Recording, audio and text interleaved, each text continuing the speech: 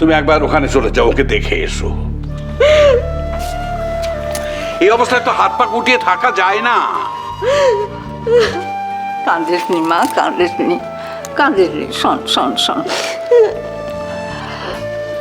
বড় বৌমা ছোট খোকা ওরা হাসপাতাল থেকে ফিরে আসুক, তারপরে তোর যাবার একটা বন্দোবস্ত হবেই হবে। কিন্তু মা, আমি আমি বাবুকে এই অবস্থায় ফেলে কোথায় যাব বলো তো? আমি তো কোথাও গিয়ে দুদণ্ড শান্তি থাকতে পারবো না। ওরে, তোর ছেলেকে দেখার জন্য তো আমাদের এক বাড়ির লোক রয়েছে। তোর ছেলের কোনো অযত্ন হবে না রে মা, তুই নিশ্চিন্ত মনে যা। শোন, এই সময় ভাইদের পাশে থাকলে ওদের একটু বল ভরসা হবে। আর তাছাড়া মাসিমাও বারবার তোমাকে দেখতে চাইছেন। হ্যাঁ, এই সময় তোর মার তো স্বাদ হতে পারে তোকে দেখার। বল।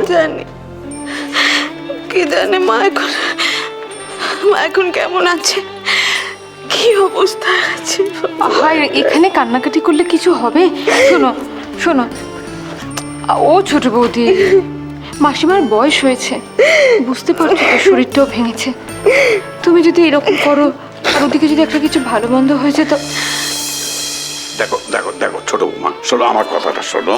দেখো, তুমি তোমার মাকে দেখতে গেলে না, ইন দি মিন টাইম হঠাৎ যদি ওদিকে একটা কিছু ভালো মন্দ হয়ে যায়, তখন কিন্তু এই না দেখার আক্ষেপটা সারা জীবন তোমাকে কুরে কুরে খাবে। তুই মনস্থির করে ফেলো মা। তাহলে বরং আমি এবার ঘুরে আসি। কিন্তু মা বলছি, ও তো এখন আমার সঙ্গে যেতে পারবে না। আরে মা, কিছু মনে করিস নি, ছোট খোকাকে তো এখন ছাড়া যায় না। মানে তোর ছেলে বাড়ি ফিরে আসুক, একটু থিতু হোক, তারপর না হয় ও তোকে নিয়ে আসবে। এখন তোকে ইমন কিংবা ইন্দোর পৌঁছে দেবে। হ্যাঁ, যা ওরা দা জামা যা, এই ছোট মামার জিনিসপত্রগুলো একটু গুছিয়ে দে। কান্নাকাটি আর করো না, চলো। দেরি করিস না। হ্যাঁ মা, হ্যাঁ মা, এসো এসো এসো এসো এসো এসো। কি জানি এই যাত্রায় ওর মা হাসপাতাল থেকে ফিরবে কিনা। ওরে বাবারে, এদিকে তো ঈশানের এই ভুলে যাওয়ার ব্যাপারটা তো ছোট বৌমাকে তুমি বলোই নি। ওটা জানলে পরে কিন্তু ছোট বৌমা কিছুতেই। না না না না, আমি কাউকে বলতে বলিনি, আমি বারণ করে দিয়েছি সবাইকে। ছোট বৌমা কিচ্ছু জানে না। ছোট খোকা, বড় বৌমা ওরা হাসপাতাল থেকে ডাক্তারের সঙ্গে কথা বলে আসুক, তারপরে যেটা ঠিক হবে সেটা ওরাই করবে। ঠিক, একদম ঠিক। হ্যালো। তুমি নিশ্চয়ই অফিসে? হ্যাঁ স্যার। আমি জানতাম তুমি এখনো অফিসেই থাকবে। এই বেরোবো। আপনি এয়ারপোর্ট পৌঁছে গেছেন স্যার? হ্যাঁ, আর কোনো অসুবিধা হলে আমাকে ফোন করো কিন্তু। নিশ্চয়ই স্যার, আপনি নিশ্চিন্ত থাকুন।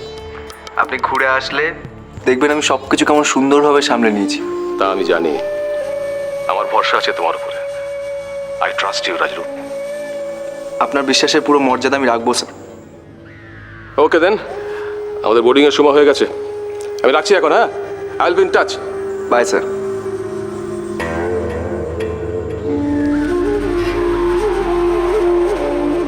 মাসি, মা তো কাঁদছে কেন?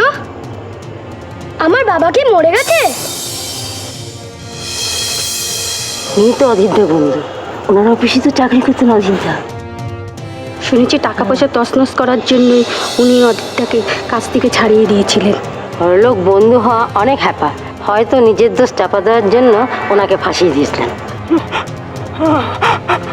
মা, এখন আর ছবিতে আপনার ছেলেকে দেখতে হবে না। এই তো আপনার ছেলে সামনাসামনি চলে এসেছে।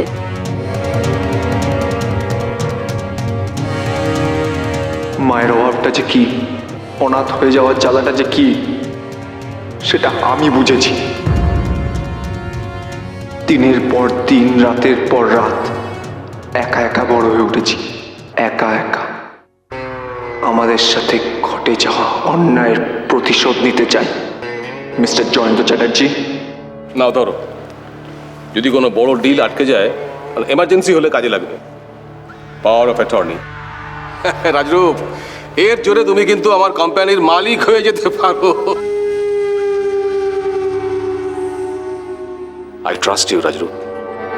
আমি আপনার বিশ্বাসের মর্যাদা দেব স্যার, ঠিক যেমন আপনি আমার বাবার বিশ্বাসের মর্যাদা দিয়েছিলেন।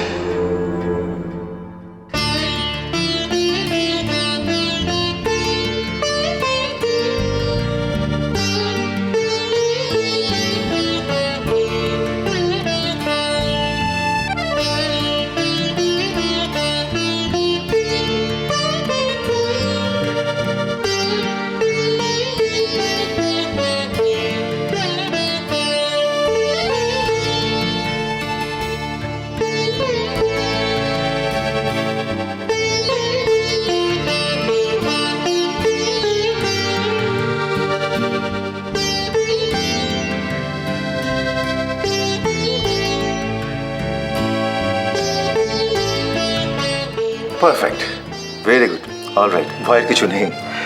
তোমার তো সব কথা মনে আছে, নিজের নাম, বাড়ির কথা, অফিসের কথা, কিছুই ভুলো না দেখছি। দাদা বৌদি সবার নাম, ভাইজির দুষ্টুমি, তারপরে দাদু ঠাম্মার ঝগড়া, সব মনে আছে। তাহলে তার ভয়ের কিছু নেই। তার মানে ওর লাহিড়ী, এক মিনিট। ঈশান, তুমি তোমার কেবিনে যাও, তোমার বাবার সঙ্গে আমার কিছু কথা আছে। না না, ঘাবড়ে যাবার কিছু নেই, তোমাকে অন্ধকারে রেখে আমরা কিছু করব না।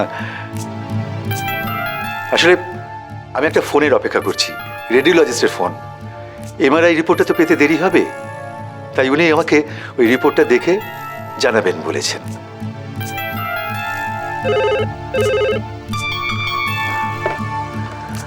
হ্যাঁ, হ্যালো, হ্যাঁ বলুন ডক্টর সামন্ত। হ্যাঁ হ্যাঁ, এক সেকেন্ড। ঈশান, তুমি তোমার কেবিনে যাও।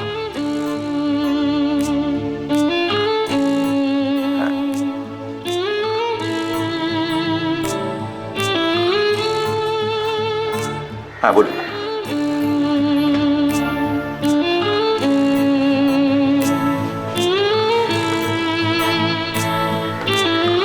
কি হলো?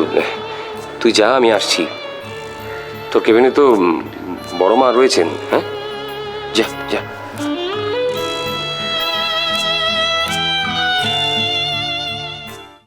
আচ্ছা, একটা জল জ্যান্ত মানুষকে কিভাবে কেউ ভুলে যেতে পারে, তাও কিনা যাকে সে এত ভালোবাসে? সত্যি ভাই, আমার কিন্তু অন্য কথা মনে হচ্ছে। কেসটা কিন্তু একটু অন্যরকম হতে পারে। মানে ধরো, এটা যদি ওই 3 ভাইয়ের রিভেঞ্জ নেওয়ার চাল হয়। হ্যাঁ, হতে পারে। হ্যাঁ, রিভেঞ্জ নেওয়ার চাল? না না না না, এরকম হতে পারে না। এই শোন, এদিকে শোন। অ্যাক্সিডেন্টটা তো সত্যি হয়েছিল, হ্যাঁ, এটা তো কোনো মিথ্যে নয়। কিভাবে হতে পারে তুই বল? তুই ঈশান এরকম কোনো কাজ করতে পারে না। তেরিকা, তুমি কি ভুলে গেছো ওই আই লাহিড়ির চিঠির কথা? একটু কদিন আগে আমরা তো কম চটপাট করিনি, আর আমি তো ঈশানের ওপরে। হ্যাঁ, একদম একদম ঠিক বলেছো। তোমরা যা করেছিলে, আর আমাকেও তো ছাড়োনি। হ্যাঁ, তা ঠিকই, একটু ঝামেলা করেছিলাম বটে। তার ঠিক ঠিক, তার মানে বুঝতে পেরেছি, ঈশান আমার পেছনে লাগছে, মজা করছে আমার সাথে। হ্যাঁ, ঈশান নয় তোর পেছনে লাগছে, মজা করছে। ডাক্তারও তোর পেছনে লাগছে, মজা করছে। এই প্লিজ শোন, আমি এমনিতে ভীষণ কনফিউজ, আর কনফিউজ করিস না। আর এই যে ঈশিকা, তুমি না প্লিজ বাজে কথা বলাটা বন্ধ করবে প্লিজ। তোর কি মনে হয় ঈশান না হয় ওর পেছনে লাগছে? তাহলে দাদা ভাই আর ইমন ওরা কি আমাদের এমনি এমনি ছেড়ে দেবে? তুই বল ব্যাপারটা ভেবে দেখ। তার মানে ঈশান সত্যি সত্যি আমাকে ভুলে গেছে।